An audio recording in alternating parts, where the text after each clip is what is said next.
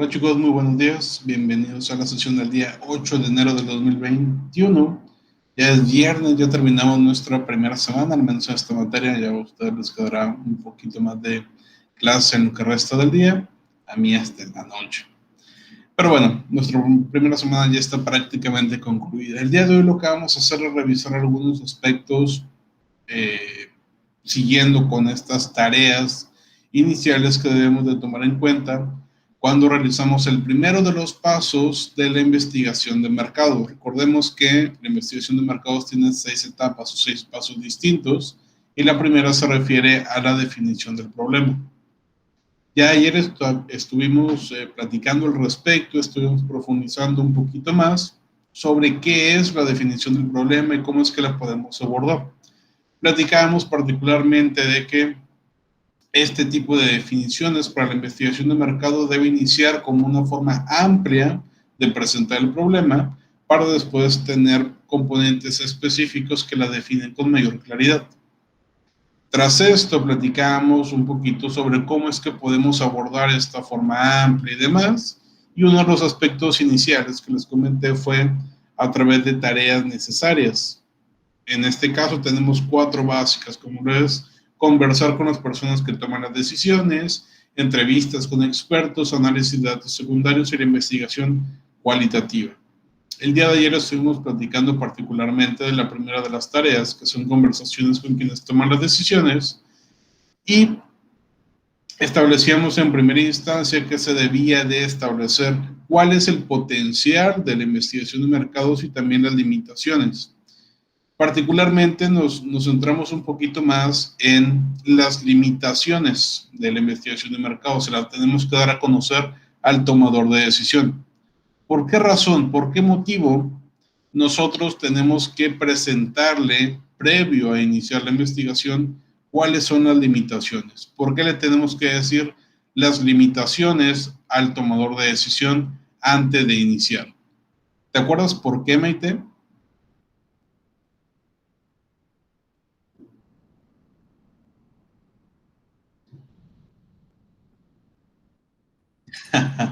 Que si te acuerdas por qué debemos de presentarle cuáles son las limitaciones antes de iniciar la investigación.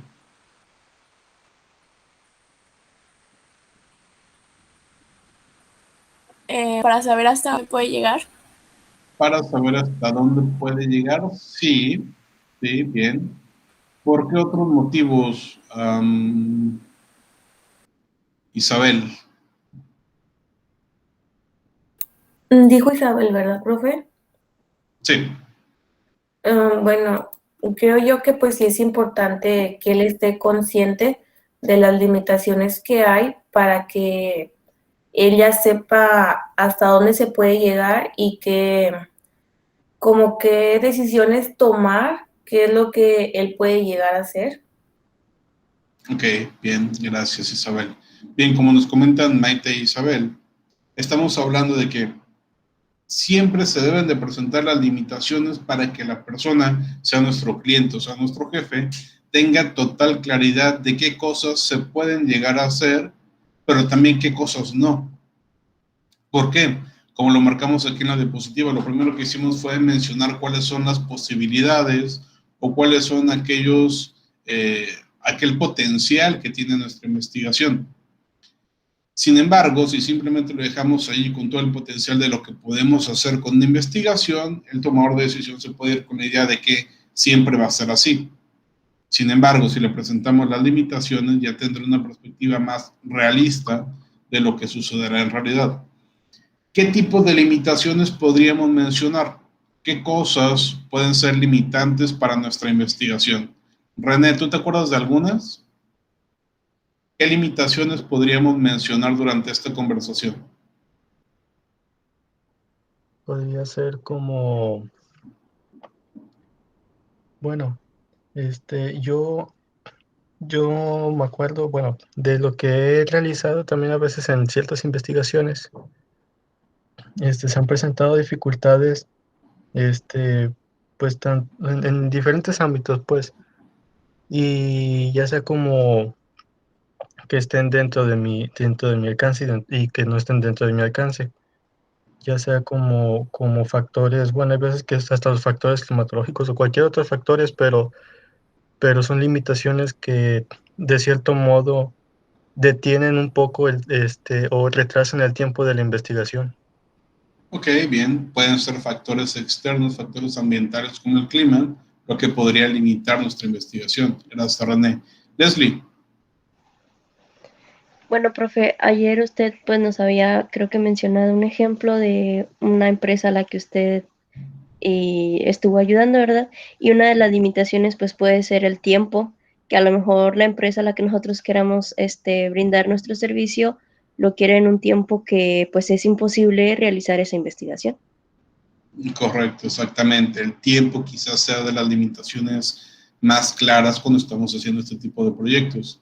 Imaginen, por ejemplo, el caso de KFC que mencionábamos hace algunos días, en el cual se le pidiera a la empresa que realizó la investigación que tuvieran los resultados en un mes.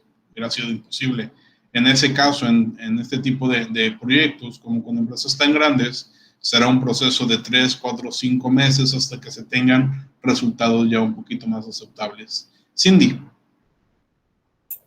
Bueno, sí, profe. Ayer también mencionaba eso del tiempo, también puede ser que no se tengan los recursos necesarios para hacer esa investigación o que el equipo de trabajo o el que va a hacer esa investigación no sean las suficientes personas como para hacer ese tipo de investigación. Exactamente, que estamos planteando o previendo una investigación muy ambiciosa, muy grande, pero solamente son 2 o 3 personas. Entonces va a ser bastante complicado. De hecho, en la práctica lo que hacemos usualmente, las empresas que nos dedicamos o que se dedican a esto, pero también las personas que lo hacen de forma privada, por así llamarlo, no significa que vamos a contratar a muchas personas para que pertenezcan a nuestra empresa consultora o a nuestra agencia de marketing. No, lo que hacemos es, tenemos líderes de proyectos o tenemos personas que se encargan de los proyectos, digamos 2, 3, 4 personas, y cuando llega algún proyecto en particular que va a ser grande, contratamos, sí, pero de forma temporal a una serie de personas que nos van a ayudar casi exclusivamente con la recolección de datos, con el trabajo de campo, básicamente aplicando encuestas. Incluso sucede o facilita las cosas en otros tipos de investigaciones. Les pongo un ejemplo bastante sencillo. Cuando yo hice mi tesis de maestría hace algunos años, necesitaba realizar, o bueno, mi investigación fue relacionada a la identificación de la relación entre la gestión del capital intelectual y el desempeño de las empresas en Tamaulipas.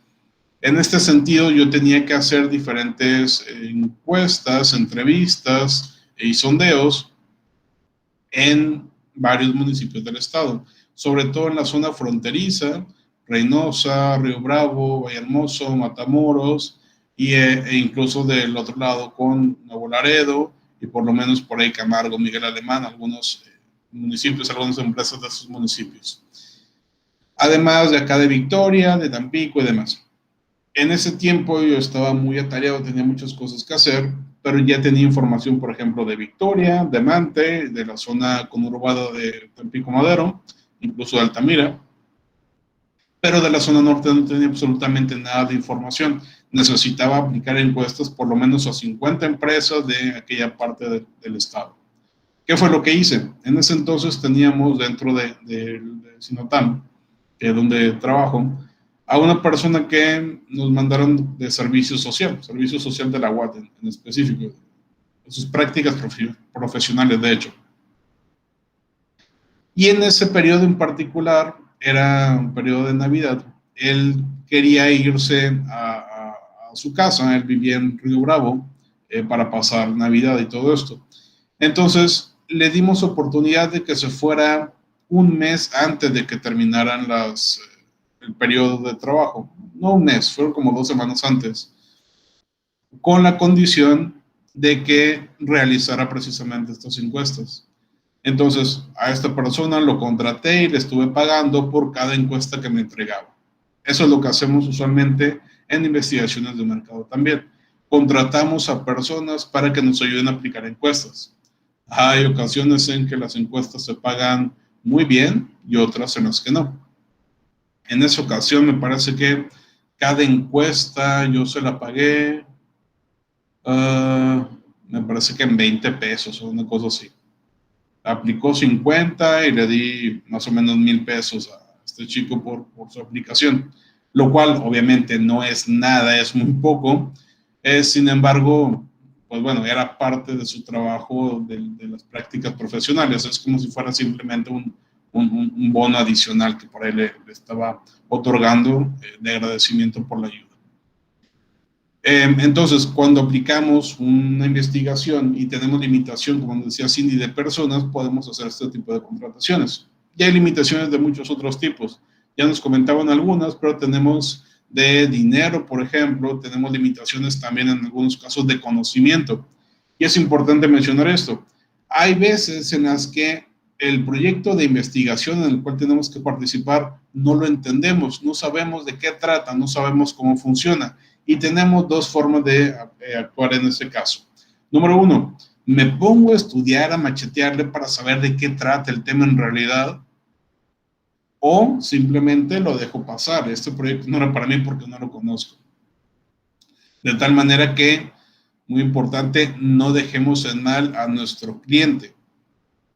Entonces, si una empresa viene y me contacta y me dice, quiero que hagas una investigación sobre X tema que yo no tengo ni idea de qué es. Por ejemplo, no sé, una investigación relacionada con cuáles son las principales ventajas de realizar una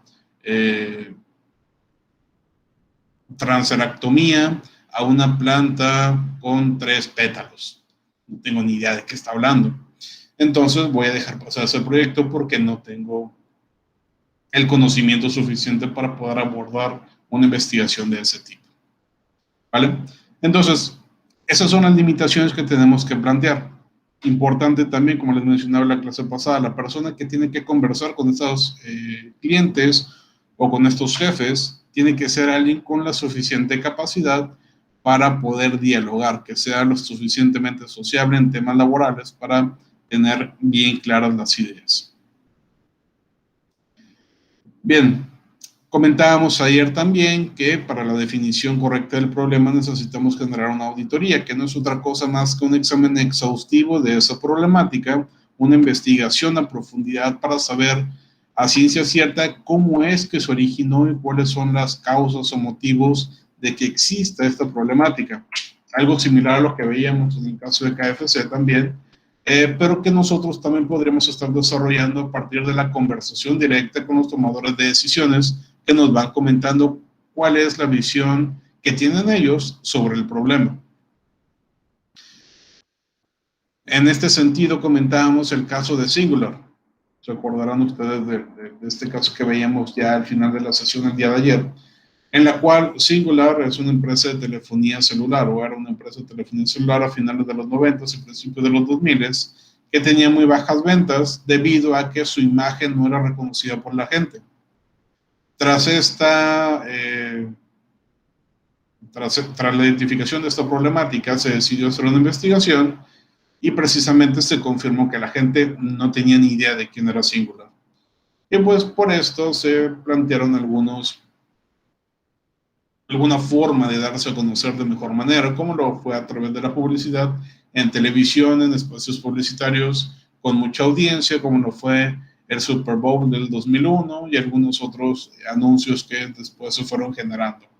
Importante que en este caso lo que hicieron ellos es tratar de dar a conocer su marca de la mejor manera posible, bajo el eslogan Express Yourself, o exprésate, o nos gusta que te expreses y cuestiones similares, de manera entonces que los anuncios que mostraban tenían que hacer que la gente volteara a verlos, porque eran cómicos, porque eran raros, porque eran perturbadores, porque estaban chistosos, porque diferentes motivos. Te causaban algún tipo de emoción invariablemente.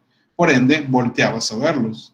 Y ya una vez que volteabas a verlos, te dabas cuenta que se trataba de un comercial, de una empresa que se llama Singular, que es parecido a la que yo ya tengo de comunicaciones, pero que me podría ofrecer otras cosas. Entonces, así fue como sortearon esta problemática. Bien, vamos a comentar ahora la segunda tarea necesaria para la identificación del problema. En este caso, estamos hablando de entrevistas con los expertos.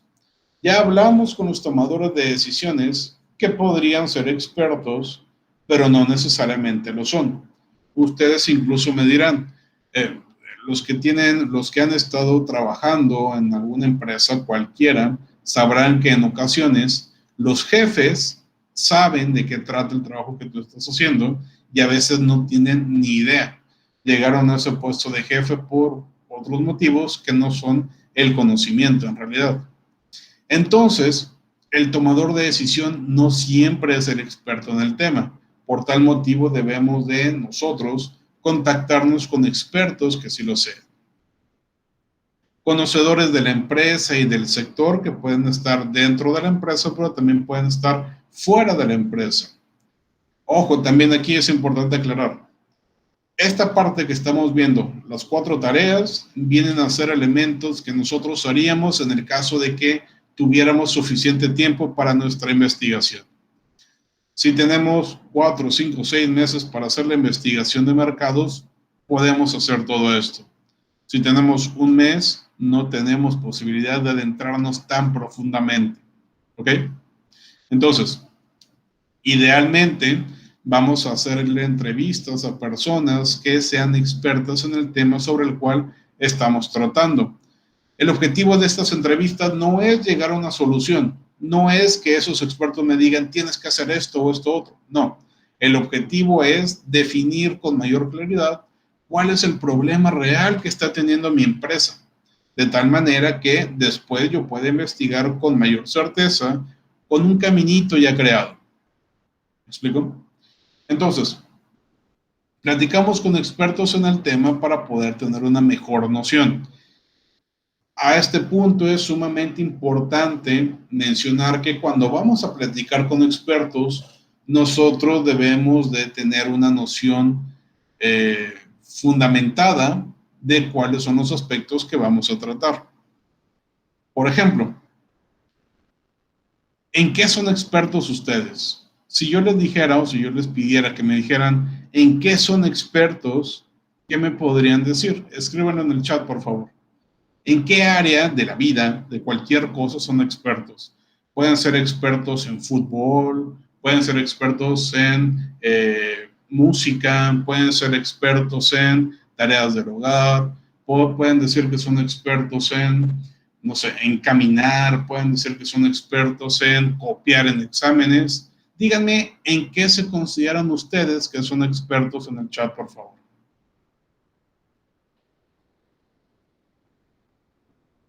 ¿En qué podrían ser expertos? ¿Qué cosas los hacen o en qué área de la vida podrían considerarse como expertos? Si me preguntaran a mí, por ejemplo, oiga, por favor, ¿usted en qué es experto? Sabe muchas cosas quizá, pero ¿en qué es experto? Yo soy experto en temas de marcas. Si me preguntas algo relacionado con marcas, muy probablemente te voy a responder con algo real o con alguna experiencia que haya tenido.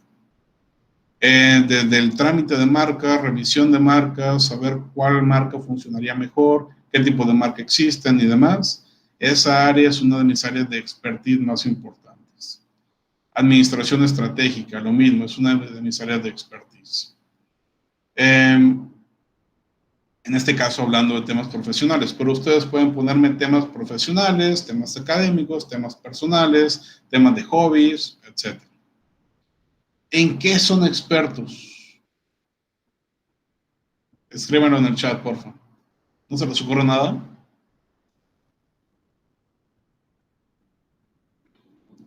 Ok, en hacer postres, bien, gracias. En cocinar, sí. A mí me gusta mucho cocinar. No me consideraría experto en cocinar, pero sí me gusta mucho y hago muchas cosas. Experto en comer, ahí sí soy experto. No me están viendo en este momento completamente, pero tengo una panzota acá que demuestra mi expertise en el área de la comida. En comer por dos, sí, claro. ¿En qué son expertos? Estamos hablando de un poco de análisis introspectivo para saber en qué somos buenos y en qué no.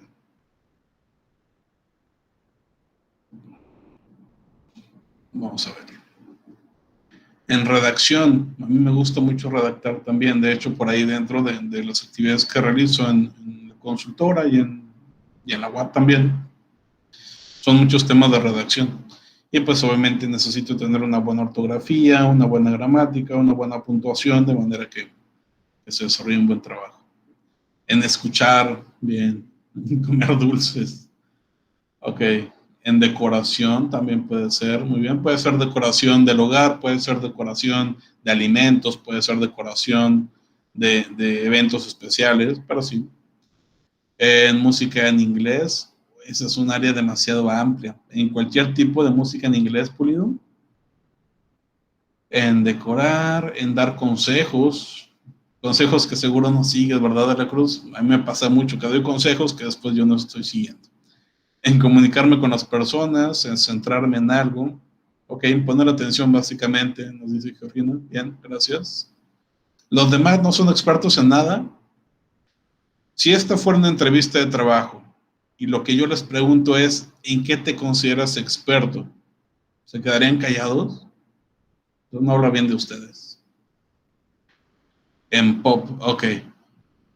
Especialmente en pop en inglés, nos dice Cielo. En animación infantil, ok. Bien. En motivar a las personas, ok. Escuchar y apoyar a las personas, un poquito más motivacionales por acá. Seguro por ahí hay varios Danieles Javifes y demás. Bien, muchas gracias a los que por ahí están participando dentro del chat. ¿Para qué les preguntaba esto? Muy sencillo. Dentro de los puntos que ustedes han estado poniendo dentro del chat, hay algunas cuestiones en las cuales yo conozco y otras en las que no conozco nada. Por ejemplo, nos dice Silguero, Kenia, que es experta en comer dulces. Yo me considero con un muy buen nivel de conocimiento sobre dulces. Pero, ¿por qué eres experta en comer dulces, Silguero? ¿Qué te hace experta o por qué te consideras experta en esta área?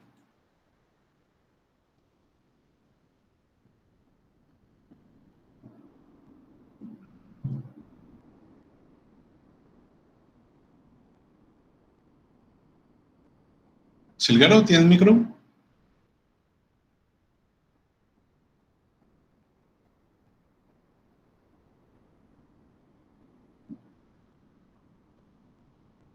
Bueno, creo que no tenemos a Silguero por ahí. Acá lo tenemos en el chat. Porque siempre sé qué escoger y me como todo rápidamente. Ok, gracias, Silguero.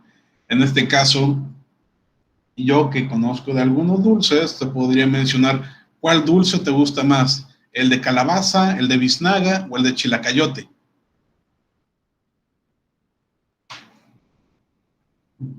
Los dulces de leche, bien, buena respuesta. Para empezar, porque supiste a qué área me estaba orientando, no te quedaste en blanco. Entonces esto demuestra que sí sabe más de dulces que los demás. Pero a lo mejor yo sé mucho de dulces típicos mexicanos, pero no sé de dulces creados en fábricas, o por ejemplo dulces de Sonrix, o de Ricolino, o de Vero y demás. Entonces, yo tengo que meterme a estudiar un poquito antes de esos tipos de dulces para poder empezar una conversación o una entrevista con Silguero. ¿Por qué? ¿Qué es lo que pasaría si no?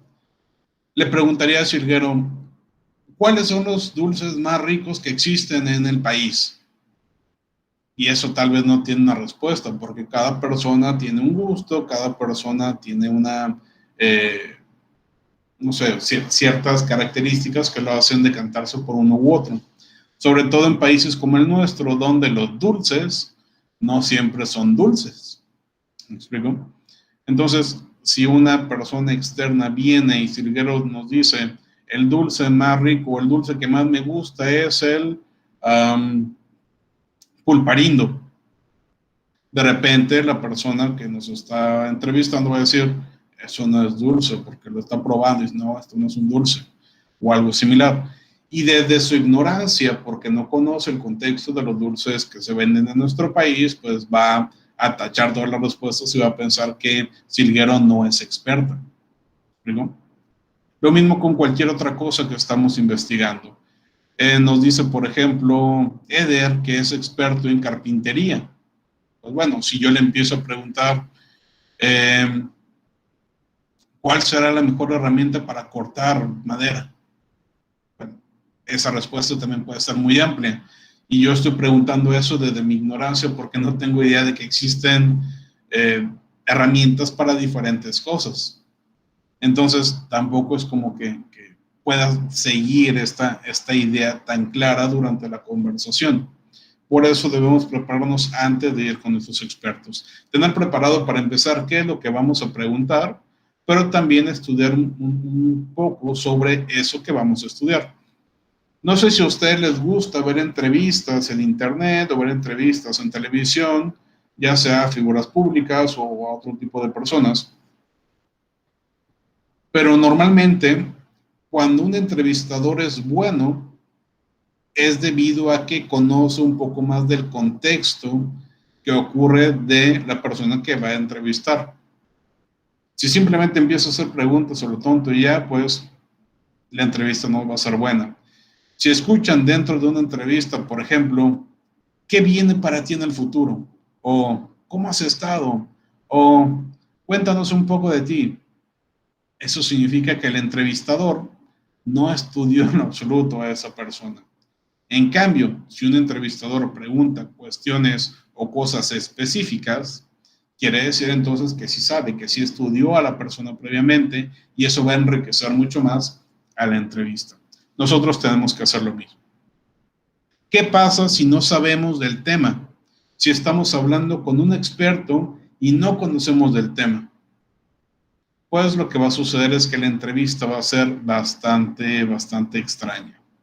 Y en este sentido, para mostrar un poco qué tan extraño o qué tan raro podría ser este tipo de entrevista, les voy a poner por aquí un video de un pequeño sketch cómico referente precisamente a una plática con un experto. Tal vez se los había puesto en alguna materia previamente, tal vez no.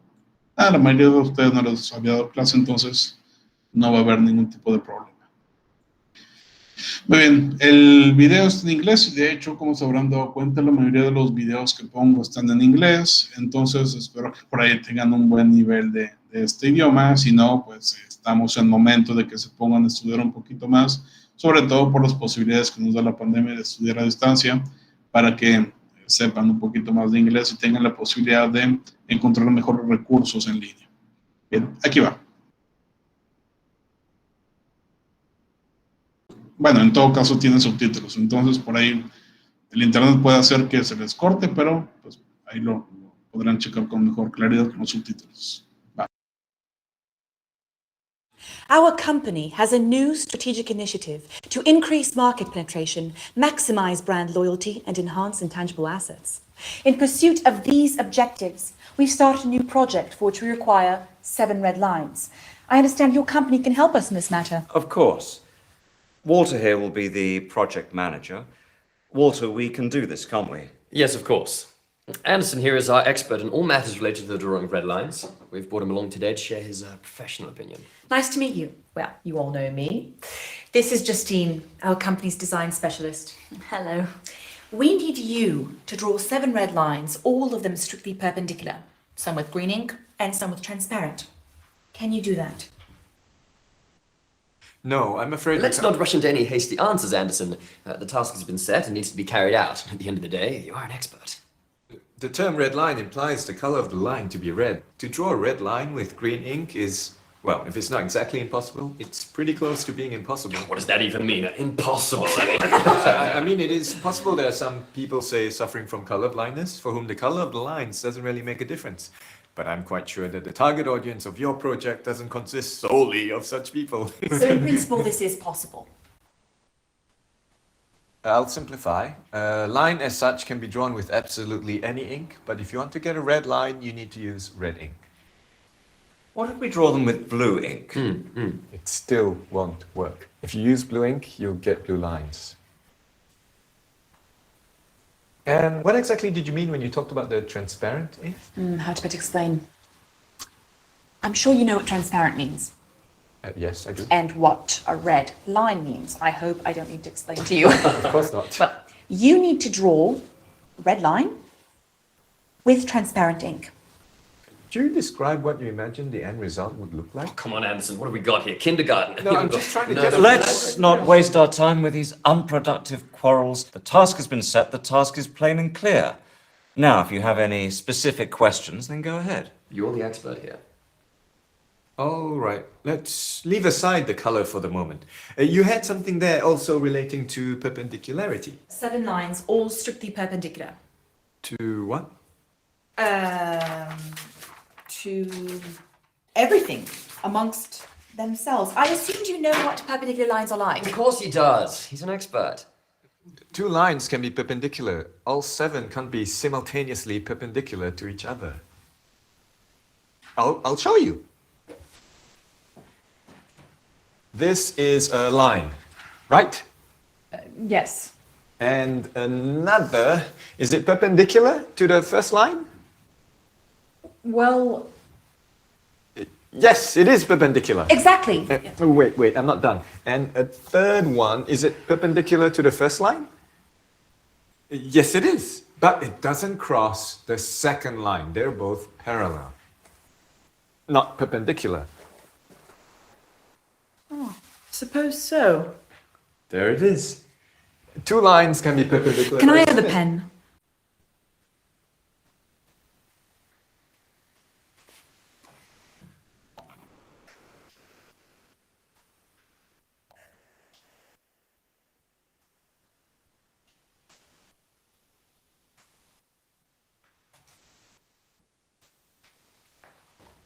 How about this? This is a triangle. It's definitely not perpendicular lines. And there are 3, not 7. Why are they blue? Indeed, I wanted to ask that myself. I have a blue pen with me. This was just a demonstration. That's the problem, your lines are blue. Draw them with red ink. It won't solve the problem. Well, how do you know before you've tried? Let's draw them with red ink, then let's see. I don't have a red pen with me, but I'm completely certain that with red ink, the result will still be the same. Didn't you tell us earlier that you could only draw red lines with red ink? In fact, yes, I've written that down here. And now you want to draw them with blue ink. Do you want us to call these red lines? I think I understand. You're not talking about the color now, right? You're talking about that what do you call it? Perpendicularity, yes! That's it. Now you've confused everyone. So what exactly is stopping us from doing this? Geometry. Just ignore it. We have a task. 7 red lines. It's not 20, it's just 7. Anderson, I understand you're a specialist of a narrow field. You don't see the overall picture. But surely it's not a difficult task to draw some 7 lines. Exactly. Suggest a solution that any fool can criticize. No offense. But you're an expert. You should know better. Okay. Let me draw you 2 perfectly perpendicular red lines. And I will draw the rest with transparent ink. They'll be invisible, but I'll draw them. Would this suit us? Yes, this will suit us. Yes, but at least a couple with green ink. Oh, and I have another question, if I may. Can you draw one of the lines in the form of a kitten? What? In the form of a kitten? Market research tells us our users like cute animals. It would be really great if we could draw. No. But why? Look, I can of course draw you a cat. I'm no artist, but I can give it a try, but it won't be a line anymore, it'll be a cat. A line and a cat, these are 2 different things. A kitten. Not a cat, but a kitten. They're little, cute, cuddly. Cats, on the other hand, It won't make a difference. Anderson, at least hear her out. She hasn't even finished speaking and you're already saying no. I got the idea, but it's impossible to draw a line in the form of a cat. What about a bird? So, where did we stop? What are we doing? 7 red lines, 2 with red ink, 2 with green ink, and the rest with transparent. Did I understand correctly? Yes. Excellent. In which case, that's everything, right? Oh, I almost forgot. We also have a red balloon. Do you know if you could inflate it? What do I have to do with balloons? It's red. Anderson, can you or can you not do this? A simple question. As such, I can, of course, but... Excellent. Organize a business trip. We'll cover the expenses, go over to their location, inflate the balloon. Well, this is very productive. Thank you all.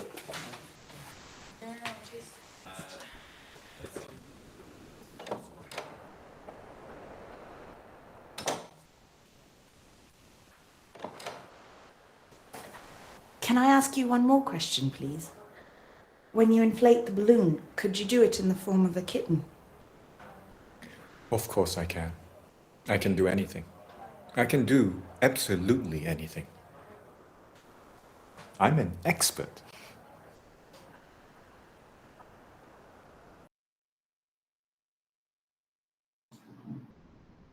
Ok, como podrán haberse dado cuenta, si es que su internet se los permitió, dentro de esta reunión, dentro de este sketch, un par de personas venían a contratar a esta otra empresa y lo que querían era que se dibujaran 7 líneas rojas, pero querían que esas 7 líneas rojas fueran dibujadas con tinta azul y tinta transparente de alguna manera.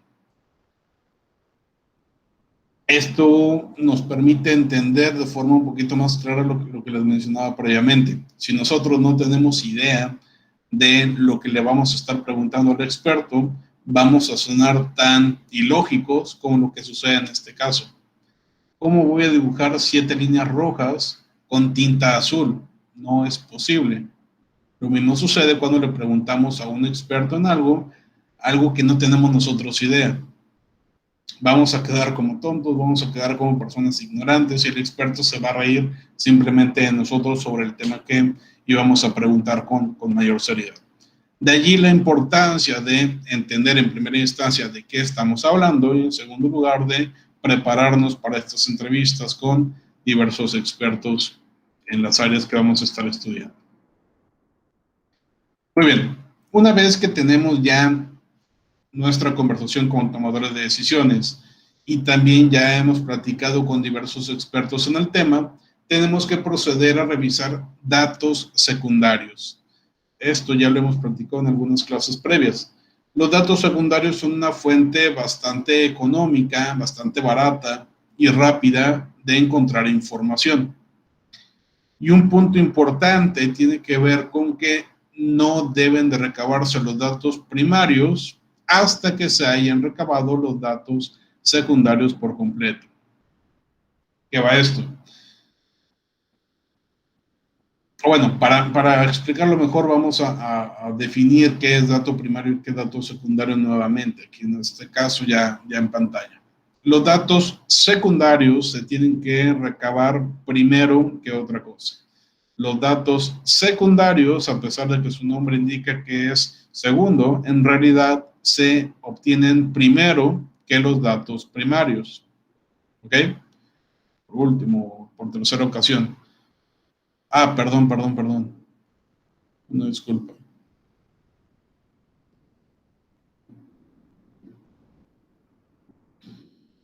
Tenemos ahora sí ya deben estar bien. No, disculpa, no me había dado cuenta que no estaba presentando. Regresamos entonces nuevamente. Cuando hablamos de, bueno, después de tener la conversación con los expertos y los tomadores de decisiones, debemos de encontrar o analizar datos secundarios.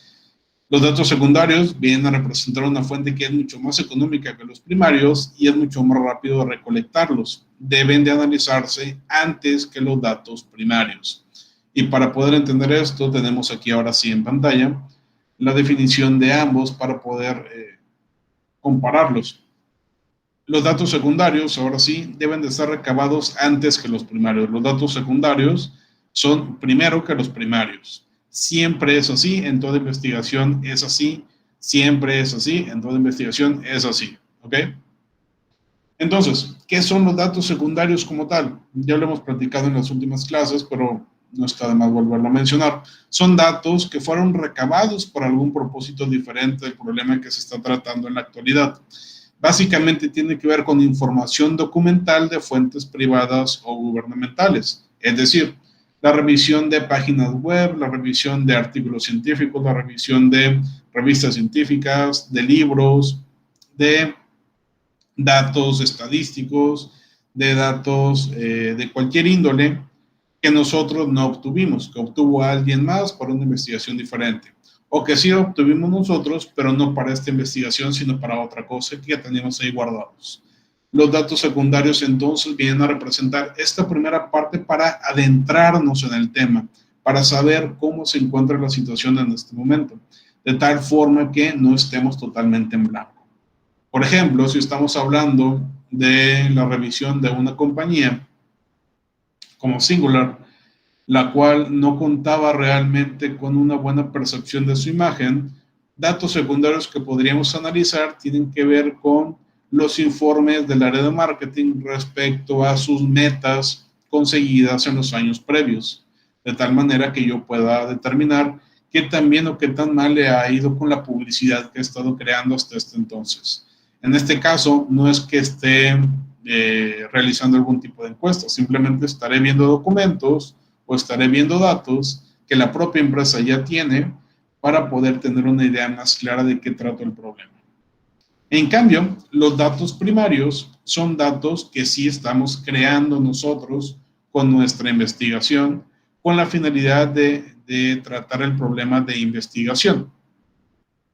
Los datos primarios vienen a ser obtener información desde nuestra parte de tomadores de decisiones, de clientes, de expertos, de cualquier persona que tenga algún vínculo directo con el problema que estamos tratando. Pero además son datos que estamos creando a partir de observación, a partir de encuestas, a partir de entrevistas, a partir de grupos focales, a partir de cualquier técnica que estemos utilizando para recabar información que no sea de datos secundarios. ¿Me explico? Entonces, en esta tercera etapa o en esta tercera tarea de nuestro primer paso, tenemos que enfocarnos en los datos secundarios. ¿Okay? Los datos primarios ya vendrán después en el paso 3 y el paso 4. La última tarea para la definición de nuestro problema de marketing viene a ser la investigación cualitativa. Y esto podría representar algo similar a los puntos anteriores. Ojo, es importante recalcar que en este caso no quiere decir que nuestra investigación de mercados va a ser cualitativa. Significa que antes de empezar con la investigación como tal, vamos a hacer algunas tareas que podríamos considerar como cualitativas, en las cuales no encontramos datos que se van a pasar a estadística, sino que vienen a ser opiniones, textos, palabras que vamos a tratar de analizar de manera individual. Esto lo podemos hacer en sesiones de grupo, por ejemplo, con los clientes para determinar qué es lo que piensan ellos, no solamente los tomadores de decisiones, sino también el personal de la empresa. Asociación de palabras que nos han comentado los entrevistados o los propios expertos, algunas encuestas piloto que no van a profundidad, sino que simplemente se toman para tener una noción más clara y por encimita de lo que estaremos estudiando. La investigación cualitativa, como seguramente recordarán de materias pasadas, viene a ser aquel tipo de investigación en el cual se centra mucho más en la información que en la posibilidad de generar datos estadísticos. Para generar datos estadísticos se encuentra la investigación cuantitativa, pero esto ya lo estaremos platicando en la segunda unidad un poquito más adelante. Muy bien, con esto terminamos entonces las tareas para poder realizar la definición de problema. Una vez que tenemos esas tareas listas, ya podemos pasar a definir el problema como tal. Pero esto lo vamos a dejar para la siguiente sesión. Por lo pronto les voy a pedir a los equipos que ya están creados que vayan pensando, que vayan teniendo en su mente algún área de investigación que les resulte conveniente de realizar un estudio.